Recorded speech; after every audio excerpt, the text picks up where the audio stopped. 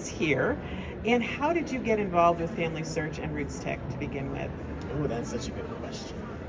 So my role is I'm the director of events at FamilySearch International. There are many events that FamilySearch puts on around the world, and RootsTech is the largest one, the most eminent event that we put on. So part of my responsibilities is leading out in the planning and the execution of this wonderful event that we're all a part of. And how I got involved. When I first came to FamilySearch, I joined the events team as I was supposed to manage RootsTech London, actually. That's why I got hired. But that was at the very end of 2019, and after 2020, we all know what happened. And as we moved to a virtual event, our assignments all changed. And at that point, I was assigned to work on the creative aspects of RootsTech, so developing the theme, production, the main stage. And those were the elements that I started to oversee, and I did that up until 9 months ago when I stepped into this role. Wow. I don't know who else needs the mic. Would you say we're back to pre-COVID with this event, or does it still have room to grow? Well, there's always room to grow. Online, here at the Salt Palace, I think that we are just about there. I think that you can see the halls are full. You can see there's a lot of excitement and movement here. And of course, on Family Discovery Day on Saturday, there will be families that will come who are coming to experience everything that we have to offer for free for families. So I think we've grown, we've gotten back to that level. I think there are a lot of people now, we offer a whole lot more for free online than we used to prior to the pandemic. And so I think there are a handful of people who do choose to stay at home. They want to be in their jammies and their comfies in their room, watching just on a laptop. But I think we're just about there. It certainly feels that way. Awesome. In the past, you've been involved with the music video. Did you do anything with this one? Yes, so I wrote the theme song for this year, Who I Am. And my favorite part about that is that it gives us an opportunity to reinforce the theme and to have a sonic touch point with our brand and the messaging that we want to share every year. And because of the global nature of the event, we localize the music. So it's not just translating and then singing it. If you go out there and listen to the different versions, there's different versions. The instrumentation changes, and that is just a testament of everything we're trying to do to better localize the RootsTech experience for audiences around the world. Who's the voice for the English? His name is Tanner Townsend. And when we wrote the song, there was a very specific vision of the kind of voice we wanted to hear. And so I remember I asked a lot of the interns if they could go on social media and find different singers. And they came up with this whole list of different singers, and when we got to Tanner, we knew this is the voice that we want, and he did such a fantastic job. Thank you. So this is your first year now as new director of the RootsTech event. I'd love to hear your perspective on your vision for the future, right? What's the future of RootsTech in the next few years? And perhaps a little bit more specifically, what's your vision for us to continue to expand online? How does RootsTech go even more global in the coming years? That is such a good question, and that really is the vision. The vision is for us to continue to find ways to adjust to the nuances that are required for us to really reach the hearts and minds of people around the world. We are learning so much. During those beginning years of the pandemic, it was, we didn't know what we didn't know, but I can say now, after a handful of years of really focusing on building that online audience, we recognize the differences that are there. And that affects all aspects of RootsTech, from the classes and the learning that takes place, and the specific nuances that exist for those who are doing family history in other parts of the world. We need to adjust our curriculum. We need to make sure we're filling the gaps of how how we can help empower our attendees to make meaningful discoveries in their family history.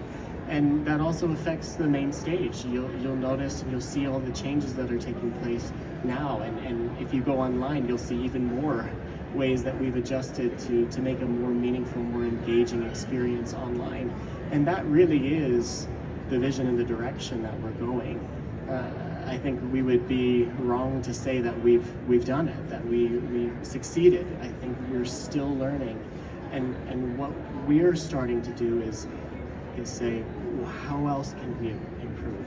And listen to these audiences from around the world and make the changes that can help us be more effective as we grow globally.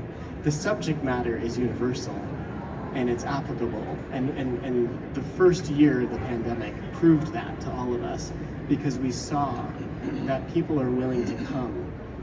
We now just need to listen so that we can make the changes and provide what's needed for it to be an incredible experience for audiences who can't make it here to Salt Lake. Thank you. Hello, sir. Hello. I've got a few questions for you. Okay. First, I'm Ramses with Black Lives Bless. You worked with Dana last year to bring Lynn Jackson out. So, she wanted to say hi, Larry wanted to say hi. Oh, we love them. So, first question is, how do you determine who's going to be the keynote speaker? Ooh, that is such a good question. And you would be shocked if you saw just how much of a process that is. We always try to find individuals with a story to tell. The interesting challenge is that almost every single person has a story to tell. We know that. We know that everyone has a family history that they can tap into, that we can unveil some incredible stories. But what we like to do is provide variety on the stage. So we've had athletes, we've had performers, we've had entertainers, singers, we've had comedians. We've tried a variety of different folks from different ways of life, different careers, and from different parts of the world. And so we go through a long process of trying to see, okay, who can we get, who's available, who can we afford, of course, and we do our best to work with all of our stakeholders to find a good mix that's representative of the audience that participate in RootsTech. Kind of a piggyback off that, let's say all of us here had ideas for keynote speakers. Could we submit that to you all as a potential to review? 100%. So when I was talking earlier about the vision of us having ears to hear and listening so that we can make adjustments, that is true for our attendees as well. When our attendees provide feedback, we read every word. At the end of every conference, there's a survey that goes out, and some people, you receive tons of surveys, but there are open-ended responses. And we as organizers read every single word because we want to make sure that we're listening to the audience so that we can make those changes. Now that includes recommendations. So if individuals have recommendations for the main stage, for any of the forums, for classes, we listen to those recommendations and we consider them. Okay, last question for you. Are there any opportunities for like regional events? So some of the people that I work with are like in Arizona or Texas, Missouri, Arkansas. Is there a possibility to have like a RootsTech, a local type event or regional event? That's such an interesting question too, and one that we've thought about. I don't know that I have a firm, solid, definitive answer for you right now. But what I can tell you is that there are individuals who are organizing watch parties for RootsTech as we speak. They're gathering people. They're planning to watch sessions together. They're providing classes that are catered to the local needs. And they've done that organically without support from us or without us saying, hey, you should do this. But what our hope is that we can meet the needs. And if there is a need, we will aim to fill that need. We've talked a lot about how we could support local watch parties, other opportunities to tap into what's happening here, but also what's available online.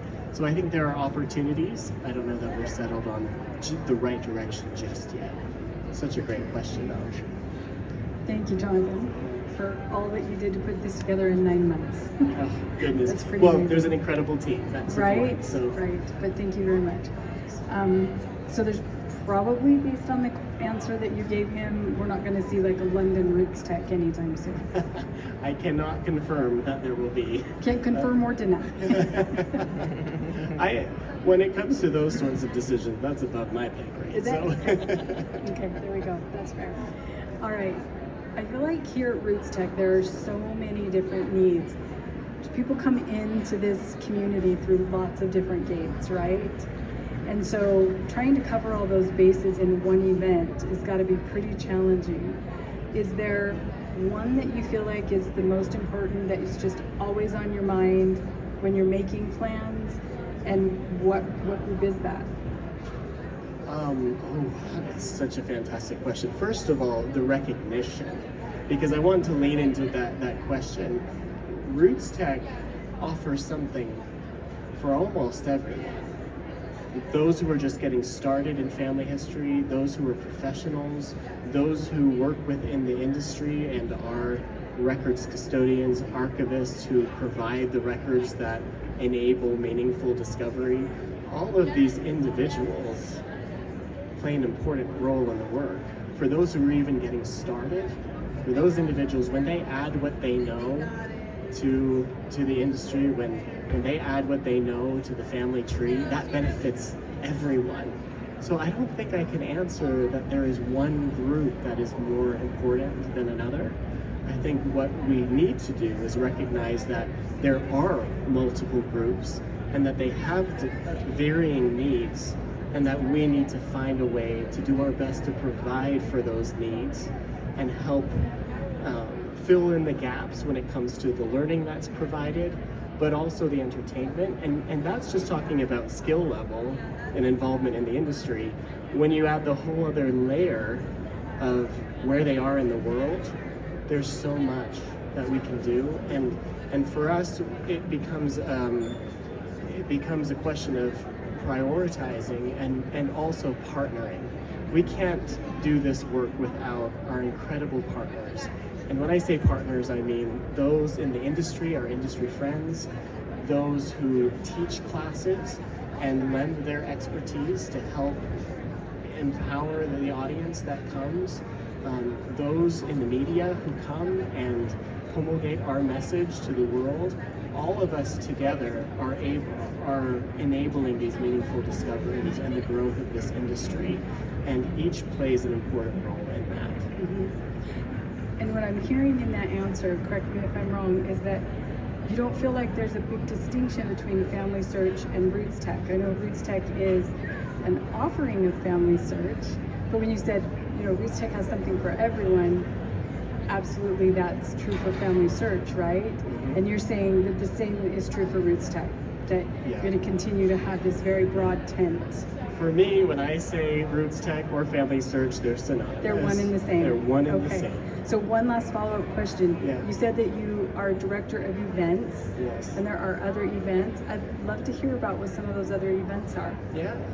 Well, what's beautiful about this event that it brings like-minded folks together. And that includes those who work within the industry and archives.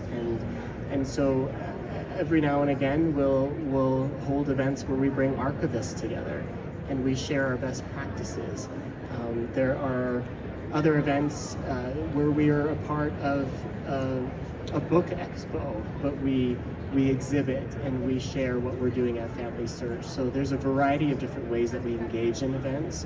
They're not all at this level. We don't host all of them, but we love to be with the people who are interested in family history and who can help us grow what we're providing to our attendees and to our users. So where there's a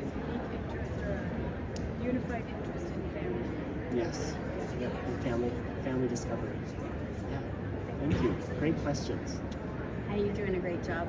So far, so good. Thank you. So It's only Thursday. It's just day one. the first day is the hardest, right? So with this new position that you have, and you've been working with RootsTech for a while, Mm-hmm. what has been the best part of this new role, and what has been the most challenging that you didn't expect? Ooh, that is a question I didn't anticipate. The best part. Well, I have to say that the best part, and I think I'm confident I can say this on behalf of the whole team, the whole events team. The best part is when we get to see the faces of those who get to experience RootsTech. Because that's the payoff, isn't it? When you see the excitement that they have, when you see them smile and cheer when two people reconnect. They haven't seen each other since the last RootsTech. When you see individuals make discoveries in real time and they cheer and they're excited, those are the moments that we remember and that we cling to. Challenges? Well, I'll just share one from this week. We had less than 24 hours to respond to a change in a keynote. Those are not easy situations. They're challenging, but while they can be stressful, we're able to stay calm and knowing that the right thing will end up on the stage. The right thing will take place. We just need to find it. And I would say that that's pretty similar to making discoveries in our family history. It's out there. We just need to find it. And so yeah, there are challenging moments. There are stressful moments. But this work is so much bigger than any one of us, and myself included, and so it's wonderful to know that this work will continue to move forward, whether we have a keynote on the stage or not. That was a great pivot, by the way. Thank you. And I'll just ask a little follow-up question. How did you make that all come together so quickly? Because it worked beautifully. Well, prayer first. But second, I would say it came down to the question earlier about how do we select keynotes. There is a long list of potential keynotes, potential entertainers, and so there are many people that we consider, and we always try to balance so that there's diversity in story and experience. So we have a list of people that we've considered, and what we did in that moment was we went back to the list and we said, what can we feasibly do in less than 24 hours, and then we jump on the phone and make things happen. Thank you.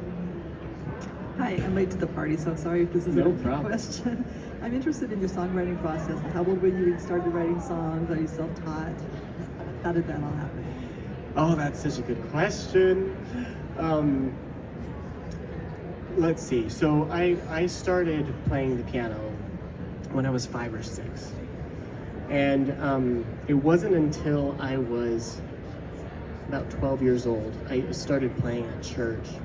And I remember this older gentleman in my congregation, he came over to me and he said, why do you play the piano like that? And I said, like what? And he said, you're just playing the notes.